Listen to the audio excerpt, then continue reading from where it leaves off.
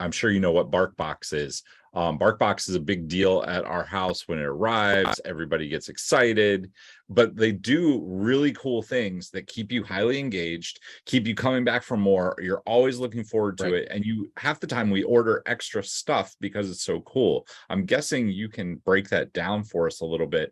I want to hear, like, how did you get what grabbed you and made you say, like, I want to learn more about this? Because I think a lot of people think, like, oh, that's just putting stuff in a box. That's just like shipping something on That repeat. is Like, that is how it starts for a lot of people, is just putting stuff in a box and not having to worry about it. I mean, subscriptions is a typical example. Like that box example is nice because you're kind of like, you don't have to manage inventory because you're curating your own stuff and it can be kind of simple. But for me, some of my biggest passions, I love technology and I love marketing and consumer, like understanding psychology behind consumer behavior. And so for me, e-commerce is like a really big space that I'm really heavily involved in and love. And subscriptions, what makes subscriptions like kind of a passionate topic for me is just understanding this idea of like, what can we do to change the buying experience? So if you're just getting something that you don't want to think about, that's cool. But this next level of retail experience is how we can keep customers from shopping again because we have a more engaged relationship with them. They keep coming back to us. We have their credit card information on file, so it's easy for them to go and pick something different or pick something new, add it to a box, get it shipped to them. So for me, that's really exciting and engaging, and that's like the future. I think we're just getting started with the future of subscriptions and how people buy.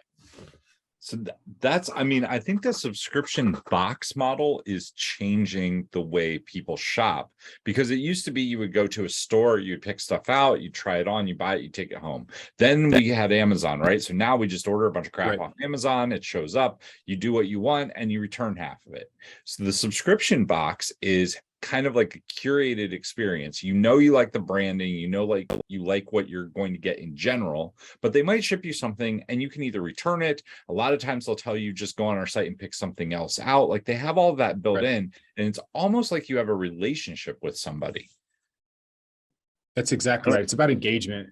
We like to call it, like, you want to find a way to reward your best customers. It's the people that already love your product, they love your brand, they want to be getting that regularly, and you want to make that really, really easy. And what I think what's interesting with the subscription box specifically is that for a while it was just about all the control was on the brand side. They put it in the box, they did everything they could to make it special, and then the customer got them, was either happy or okay with it. But now they're adding that extra element, like you mentioned with BarkBox, like adding other one-time items, like other delightful things that you see on the site. Like, it gives them an opportunity now, since they understand you better and you trust them as a brand, that they can now sell through to you more. And that's where the real power in a subscription experience is. It's not just that you have this repeatable revenue, it's that you have an engagement that when you then go to offer other things, you know who that customer is and you can make that offer really powerful. Are you looking to scale your business but trying to figure out how to get your message across? Well, go to storyselling.how to grab my free course that will show you how to discover everything that you need to build your business through stories. These stories work whether it's in social media, email, or public speaking.